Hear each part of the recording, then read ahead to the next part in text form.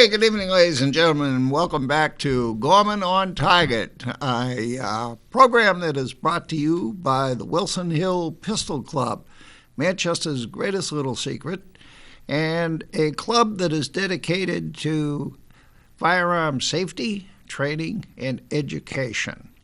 Tonight, I'm real fortunate. I have a really good friend of mine, Representative John Burt from Goffstown, here with me tonight, and John, nice to see you on board. Well, thanks for having me on, Don. It's always a pleasure coming on. Oh, yeah, absolutely. We're going to have a little fun here. Oh, we are going to. Yes.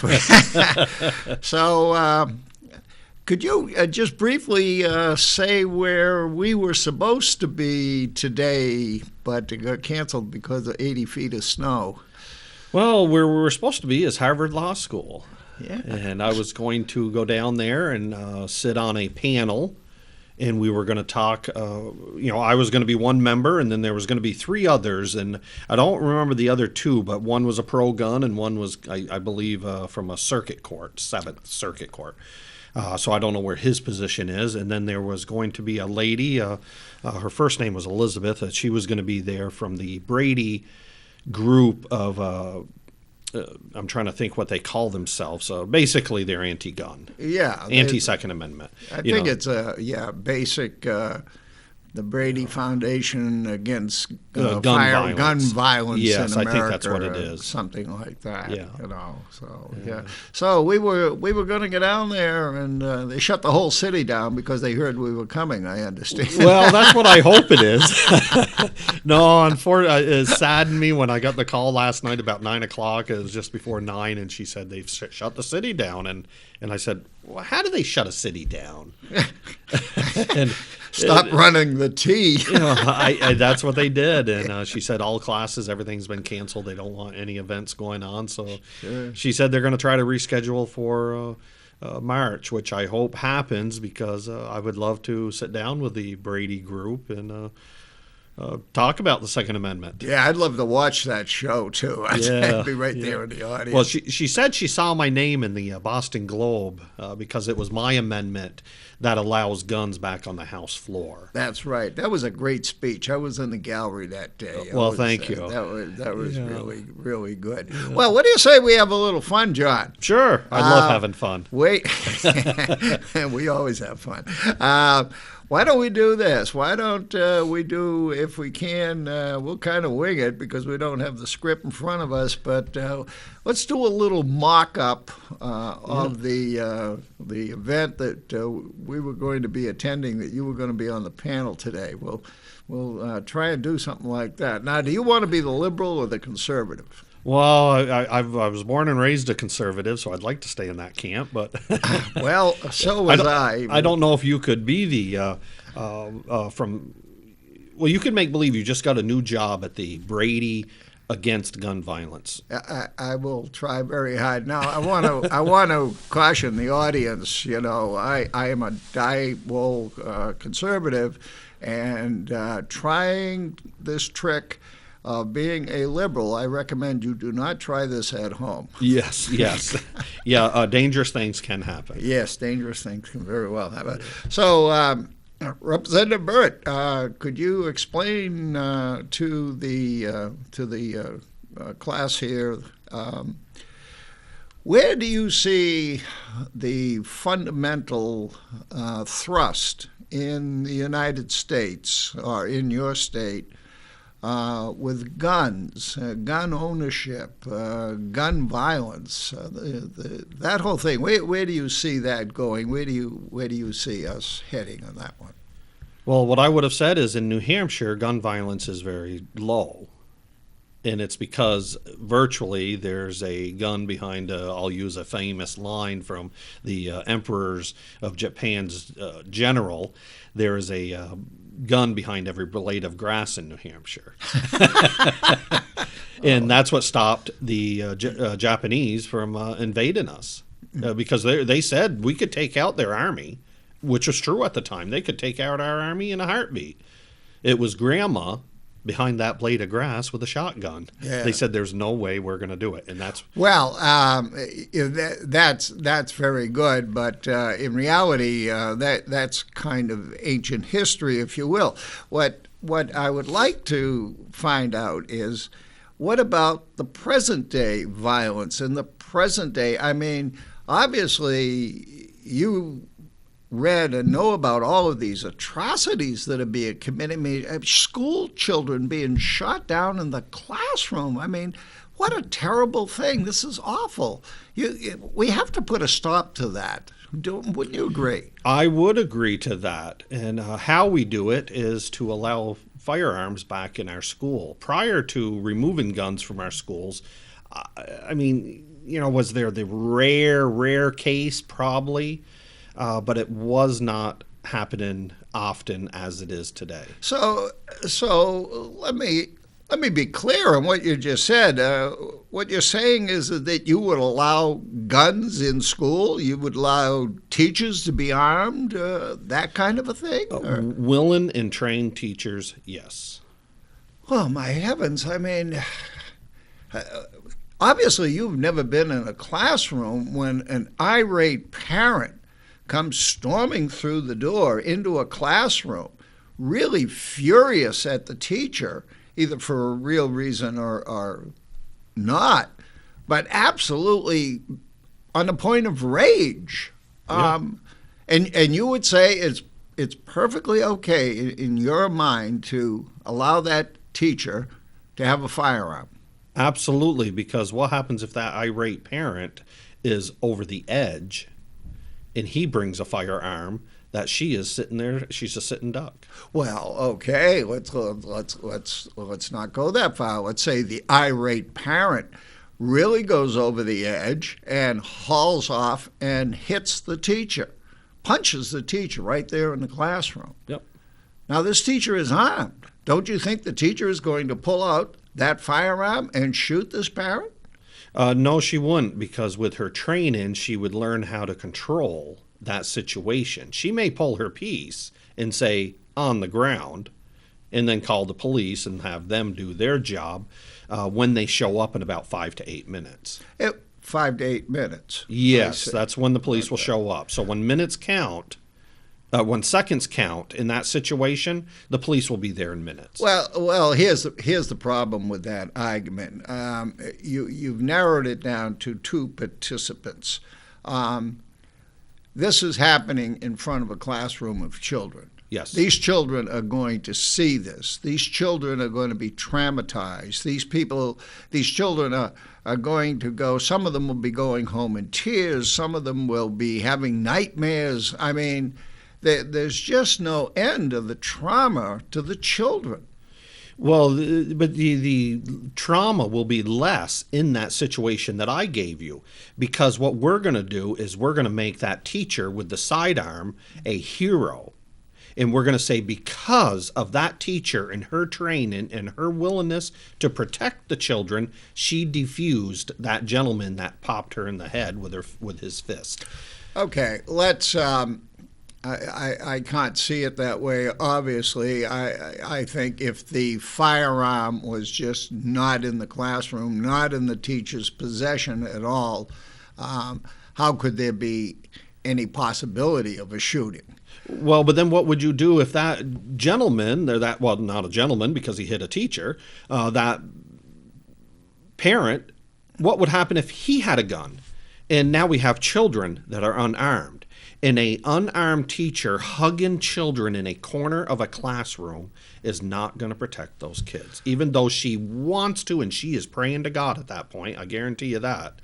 But her back to that gun is not going to be. But if she is turned around with another sidearm behind a desk, they have a chance of children surviving. Yeah, okay, so the thrust of your argument there was survival of the children.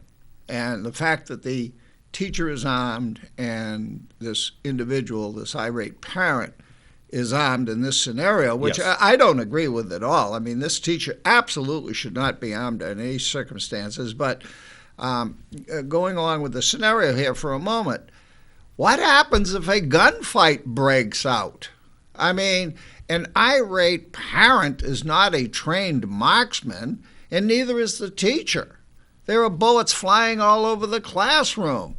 What happens if one of the children get killed?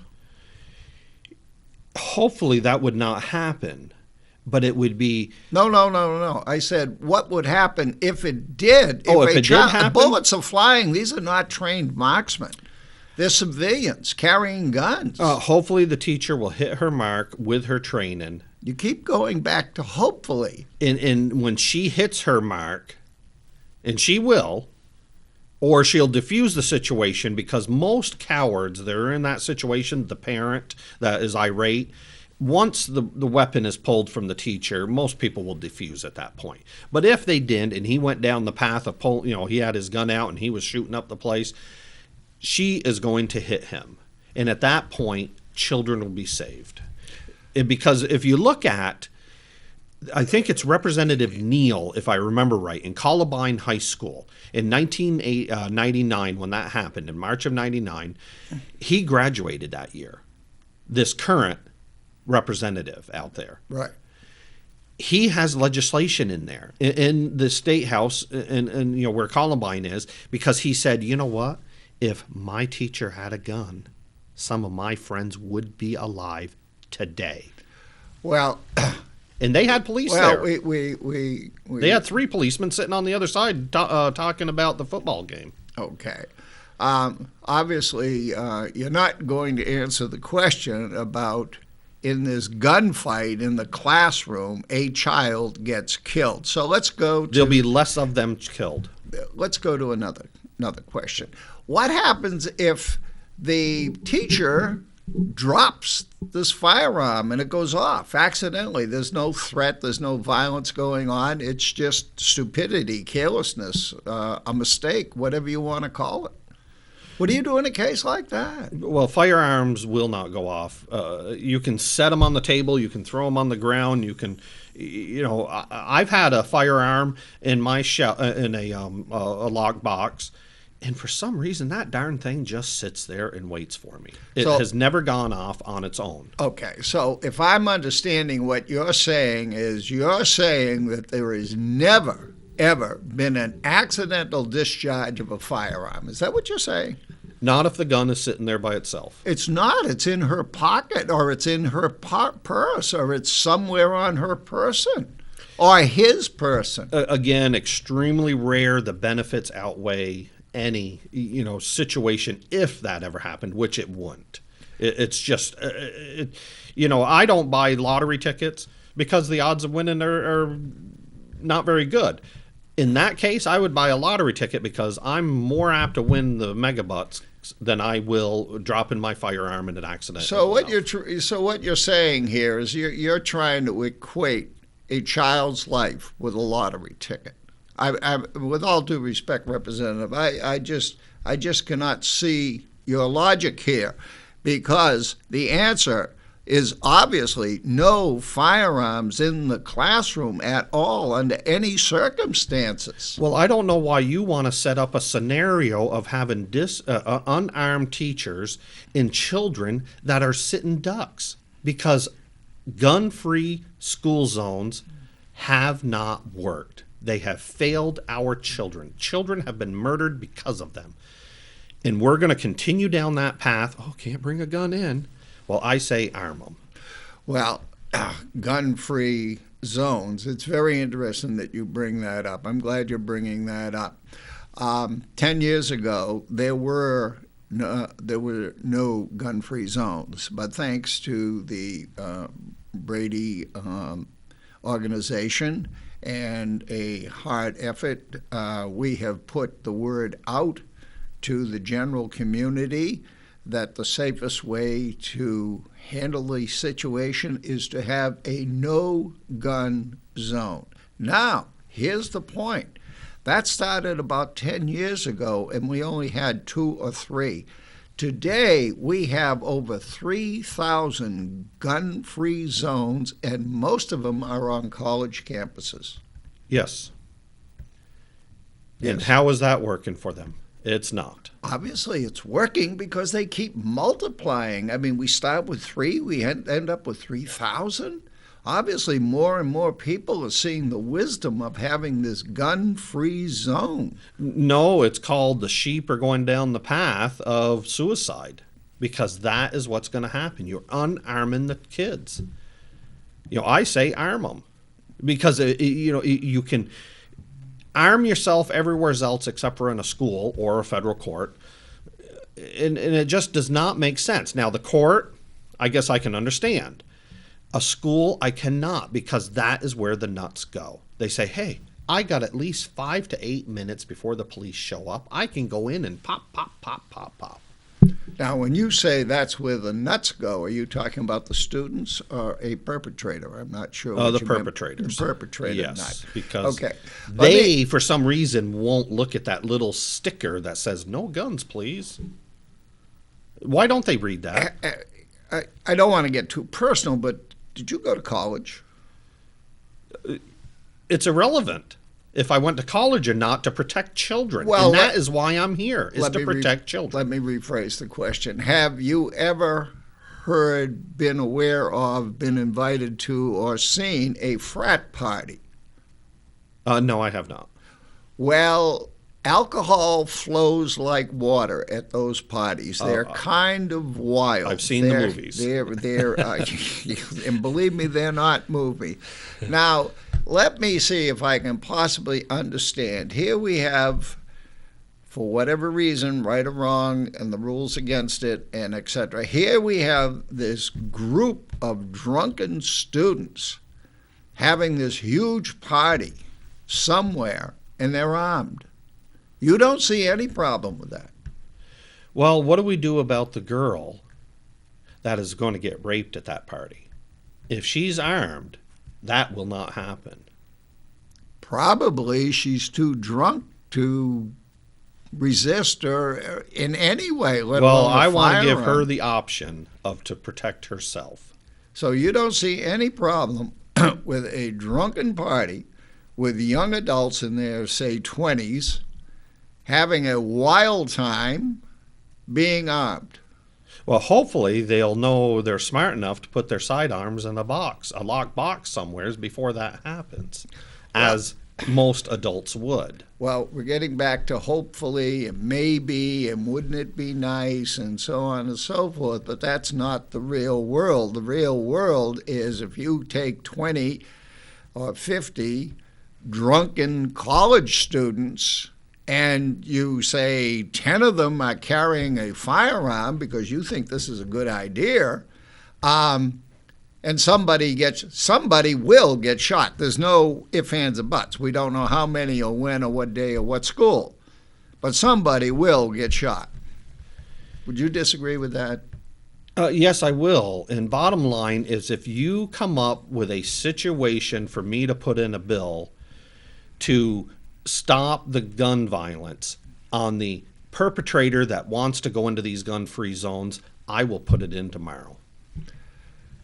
The perpetrator. Okay. How do you stop him from walking past that circle with a little line in there? All the children see it. Oh, we're safe today. And they're really not. Well, we have a lot of laws on the books now, but I agree with you on that point. Those laws have not worked. People are getting shot. Give me a new law then. Children are getting shot. Accidents are happening. But we get back to my basic position, the Brady's basic position, that if there were no firearms there, then these atrocities wouldn't happen. So the answer is a gun-free zone. And that worked well for Virginia Polytech? When that individual went in there and killed 33, was it? A gun-free zone. 33 of our children are dead. All we needed was one gun from a teacher that would have stopped that situation in a heartbeat. And I'm still waiting for that legislation to put in tomorrow if you can come up with something that will work. But instead, what you want to do is you want to sue the manufacturers of a gun, the bullets or the rifle itself or the pistol. You want to sue them, put them into bankruptcy because you think that is going to make us safer, and it's not. Well, it makes a lot of sense, of course. It makes a lot of sense. If these items, firearms, weapons, whatever you want to call them, if these devices are killing people and people are able to obtain these and to create this violence, doesn't it make sense that if we cannot, according to you, prevent people from bringing a firearm into a place where it is not legal or desirable, then why wouldn't you go to the manufacturer and attack the manufacturer and sue the manufacturer for the lives that are being spent with this firearm? Doesn't that make any sense to you? It makes sense to us. It makes zero sense because the manufacturer had nothing to do with that individual being a crazy person. He's manufacturing a device to kill people. What are guns for? They're for killing people. Well, then I think we should be suing Ben and Jerry's. Well, I'll have to admit, Representative, you caught me on that one. I'll have to admit you got me. No. Ben and Jerry. Okay, yes. Now, you had to, now. I don't know if you want to go home and shower now that you were imitate. And I do have to take my hat off. You did very well, boy. You were pushing me.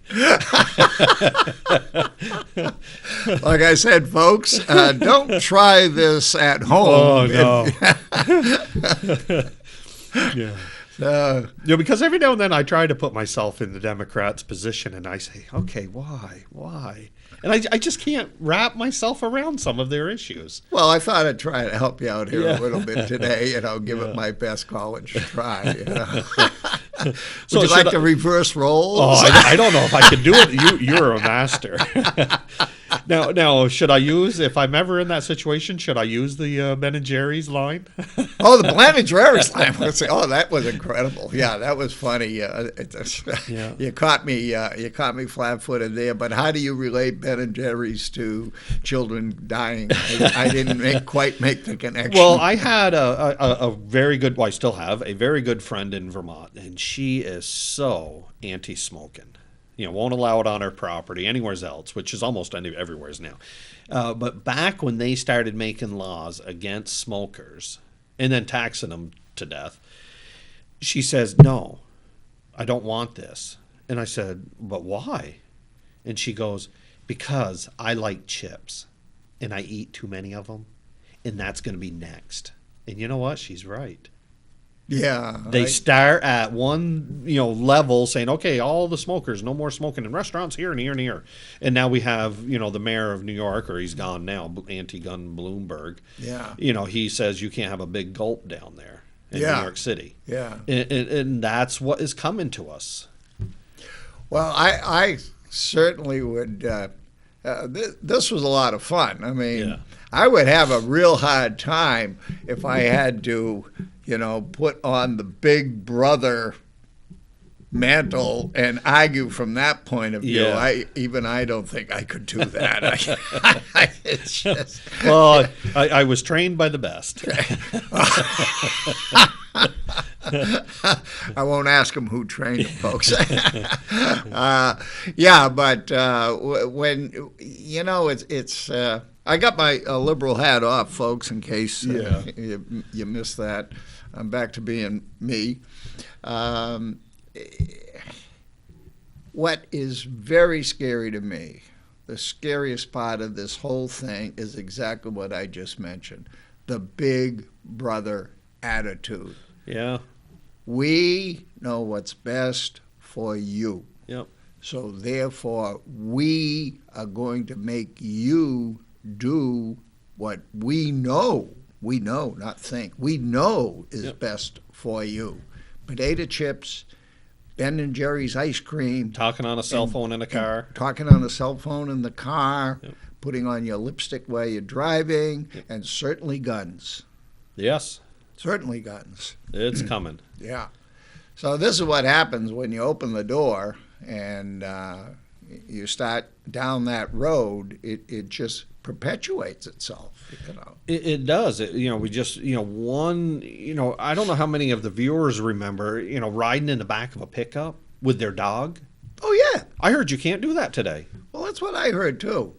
And I'm going, I used to sit in the back of the pickup all the time. That was my seat. Yeah. Rain or shine. It didn't matter. Yeah. And the dog was sitting right next to us. Yeah, rain or shine. And somebody told me. Yeah. Yeah, it's it's one of the big things that I get very concerned about when the legislature is in session. Yes. This attitude that Big Brother knows best, and Big Brother is here to protect the citizens from themselves. Obviously, the only time the citizens have any brains and know what they're doing is when it's time to vote for them. Yes. Yep. That's it. They're very, very intelligent while they're in the voting booth. But other than that, really, Big Brother should be running your life. Well, John, I think we're kind of coming to the end of this session, and it's really been fun. But I got a million questions to ask you about gun laws that are going on here in New Hampshire, up at the State House.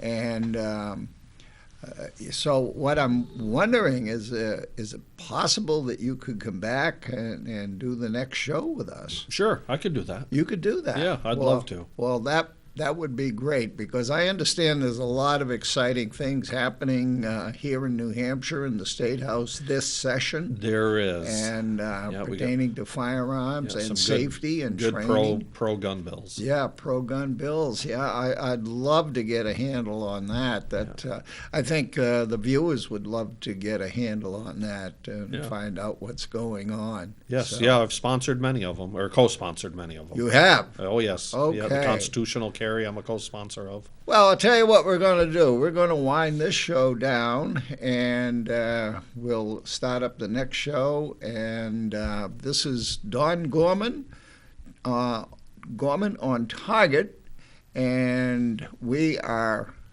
very dedicated to firearm safety, training, education. And remember, folks, taking a 20-round magazine and reducing it to 10 is not going to stop crime.